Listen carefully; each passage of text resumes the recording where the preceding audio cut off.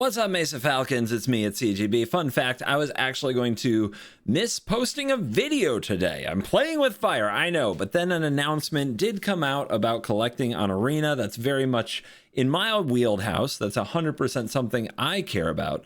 So I am going to read this announcement for all of you. This is the new MTG Arena reprint and card style improvements. I haven't read the whole thing yet, so we're reacting to it live, and you get video content for the day.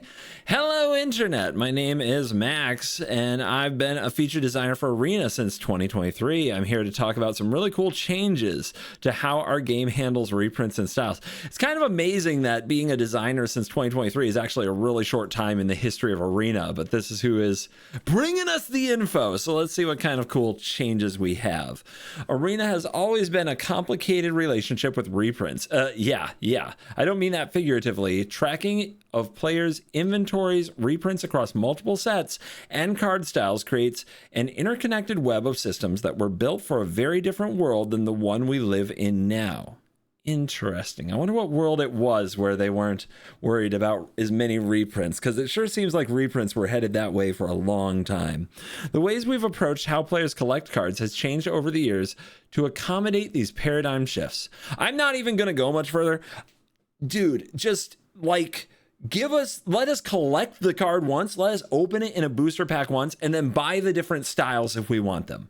Like, why do I have to, even though they're backloaded now, it used to be that you had the same chance of opening a Temple of Epiphany in every different set as you, like whenever you opened a pack, and every time you'd hit a Temple of Epiphany that you already had 4 of, you were like, well, that's useless. And then they backloaded it. So only the very last cards you buy from a set will give you the Temple of Epiphany if you already own them. But still, you have to go through them as you open these packs. You have to keep collecting more of the same card you already own. And especially with like special guests, like if I already own Arid Mesa because I bought the anthology when it came out, and now I'm opening a mythic special guest spot Arid Mesa, that should be something else. That's crazy. Anyway.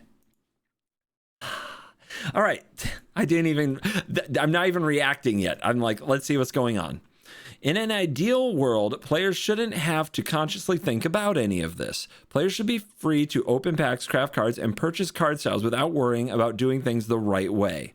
Yeah, that's also obvious when buying the decks in the store, right? When you buy the decks in the store, if you have a different card style or something, the gem count doesn't count towards it, and you buy the same card twice. Yeah, careful when you buy decks in the store. We have to be... This should not be something we have to think about. I agree fully. I get it. If there's one thing Magic players love, it's learning to optimize their gameplay, but there shouldn't be an optimal way to bling out your deck. Commander players do like that, but the gymnastics you go through to try to get the card style you want in the cheap way and not accidentally at some point buy the other card style or card you don't need is very difficult. Oh my God. In a recent article, we mentioned changes were on the way. We're happy to report that the client update on May 10th, the next iteration of collection improvements is here. Our goals.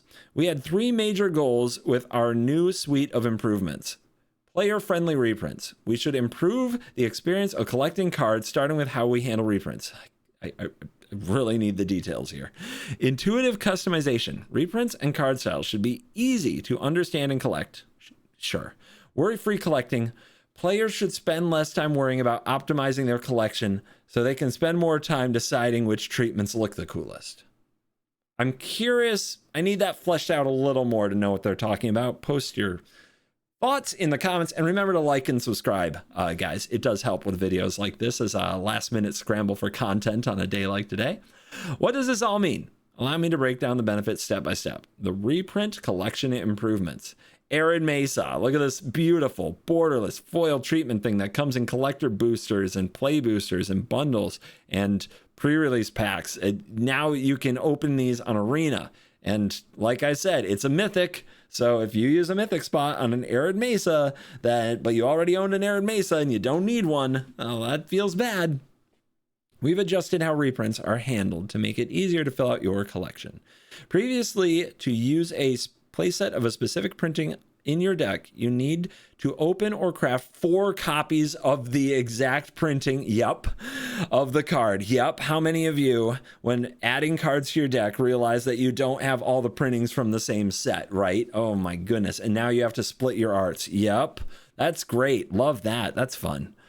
For reprints, especially at rare or mythic, that caused frustration. As an example, the new Arid Mesa from Dragonstorm Tarkir is a lot less exciting if you already have a playset from Modern Horizons 2. Yeah, it's just a waste. That's what it is. It's a waste of money. And even if it looks even if it looks pretty, it feels like a waste to get it. We knew something had to change. That's why we made 2 big improvements in this area. First, the number of copies of a card a player can use in their deck is equal to the number of copies of that card that the player has collected across all printings. So they're saying if you just had one of each of these, that you could pick one style and they would all be that style. Nice. That's a step in the right direction. As an example, let's imagine a player has 1 copy of Opt from each of the following. If they wanted to include 4 copies prior to May 10th, they would have to use 4 different printings of Opt or Crest. Starting next week, the same player could use 4 copies of Opt from any of these sets. They could mix and match at different printings. This is great. One of the places that I felt this the most was in Outlaws of Thunder Junction with the Fastlands. I wanted to use the new Fastland art because those were clearly in Standard, but I already own 4 copies of the Fastland arts from Aether Revolt or Kaladesh, right? And so, This really helps because I didn't want to have to craft like 4 of those to look like the card that was currently in Standard. I like the art of my cards to reflect the set and plane we're currently on when possible. Other people make choices due to what they think is pretty, also totally valid, but having to collect 4 of each of those to do that was annoying. This is because the number of copies a player can include in their deck is equal to the number of copies of that card they've collected across all printings.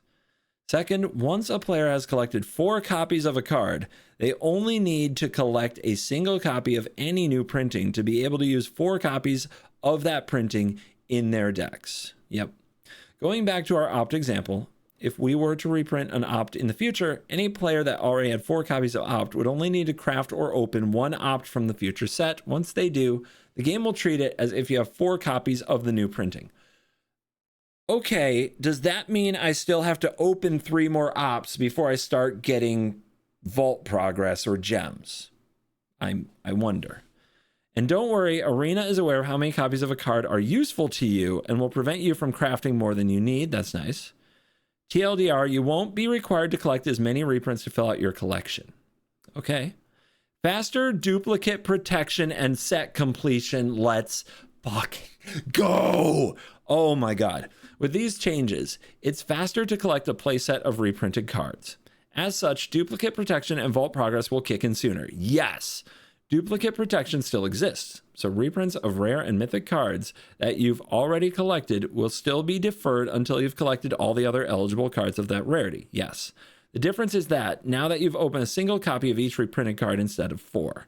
So similarly, vault progress for reprinted commons and uncommons will begin sooner. More vault. It's as close to dust as we get. If you're going to force us to keep everything we open and collect, at least get us more vault. This is a good thing. This is a good thing. For the purposes of completing a set, such as for the set collection screen or for certain achievements, you'll similarly only need a single copy of a card from a specific set as you have a playset of cards with the same name.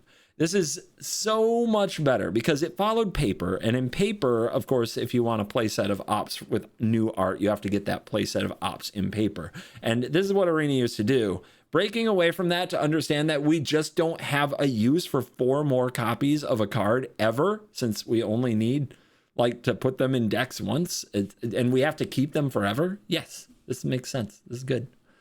As always, duplicate protection is not applied when you open 14 card limited packs. Yep, that's a thing for limited gamers that they need to know. Any card, any style. Previously, card styles were tied to specific printings of a card, which meant to use a card style, you also need to have sufficient copies of the default frame base printing to which that card style was bound. Okay. A good example is the Mina Harker version of Thalia.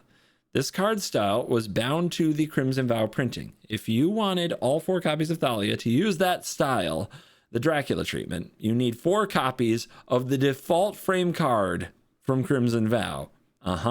If you had previously used your hard-earned wildcards on the historic anthology printing, which I did, this was a major feels bad moment. Now you can apply any card style to any base printing. To return to the Thalia example, this means that you can use Mina Harker version even if all you have are historic anthology or March of the Machines Multiverse Legends printing.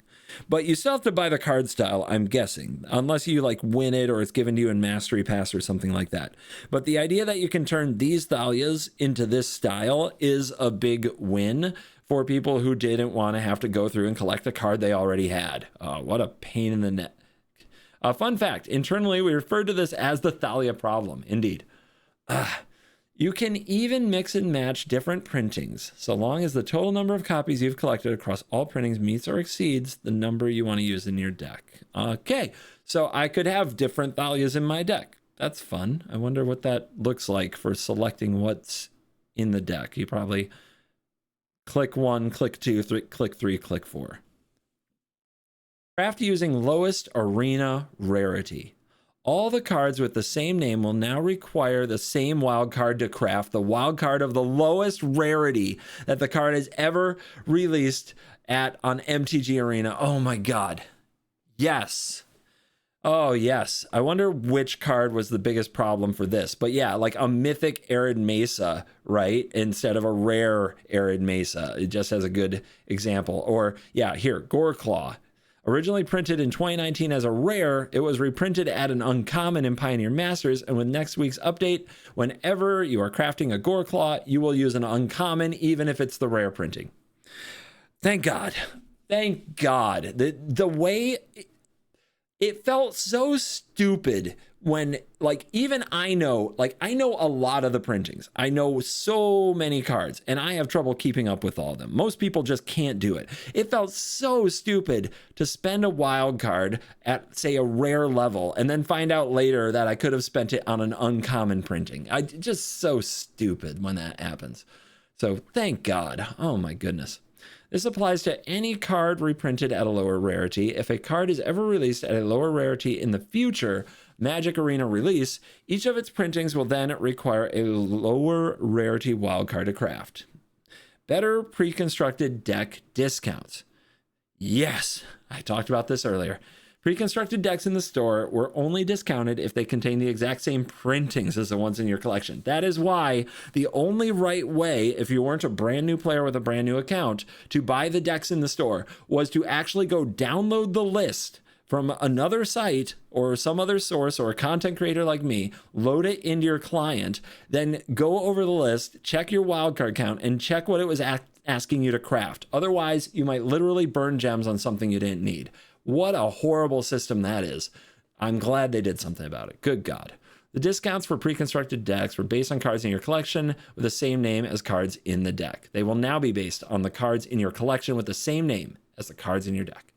As an example, let's take Blooming Marsh, printed in Outlaws and Kaladesh Remastered. If a pre-constructed deck contained 4 copies of Outlaws of Thunder Junction's Blooming Marsh, and you only had copies from Kaladesh Remastered, you won't get a discount. Yep. And there's Terror of the Peaks. Well, I guess we'll get to that, but yeah. Following this update, a player in that same situation will instead be granted a discount of 3 of the 4 copies of Blooming Marsh. You'll still need 1 copy from Outlaws Printing to be able to use the visualization. Yeah. Does that mean... Okay, they're still saying that in order for you to get that visual, you would have to have 1 copy of Blooming Marsh. Therefore, they're still going to charge you for that 1 copy. But if you are trying to maximize your wild cards, you don't want that 1 copy because you already have the other copies. You already have 4 copies from a different set. So if you don't care about that art specifically, then, and this will only apply to people who are getting these cards for the first time. If they open them in a pack or something, it's fine, but it's annoying, right? Because then it's still the right thing to do to go outside the client and download the list. If you have a lot, if you've collected a lot, now that step might not be necessary. But if you haven't collected a lot and you're thinking of buying a deck, it sounds like that step is still necessary. And I see why they're doing it, because they want to make sure that when they give you the new art, they don't just hand you the new art. They want you to craft or buy one or open one, which gets you more excited about it. But that's still annoying, because it's still not the right thing to do if you buy a deck in the store to just click the gem price. It's closer to right. It's right more often. But if it's not right 100% of the time, a lot of people will still feel like they have to check it, and that pain point is still there, and that is annoying. Fortunately, the game will treat it as though you got 4 copies of that card for your pre-constructed deck. So if you just get 1, it will now be a playset instead of charging you for 4. But it still means you have to check. All right. This is what I will really want. I want the visual card collection improvements. So this is the previous version. Let's see what they changed. As you may have noticed from some of the screenshots above, there have been small visual improvements to our deck builder and match changes on how cards are collected.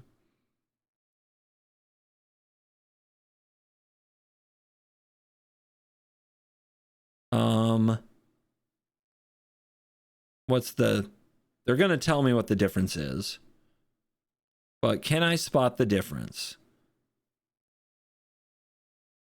Not really. Do you see it? Do you see the difference? I feel like it's the same picture. So there's the black border. That's nice, because it was really annoying how things ran together. So I'll take it. Is that the only thing? Collapsed stacks of cards with the same name should be clearer and more consistent. Since the exact printings and card styles in players' decks are now more interchangeable, there is no longer any need for so many combinatorial states for the pips above the cards. We've also adjusted the pip colors themselves to improve their general visibility across ever-changing backdrop art. Pips. The pip colors.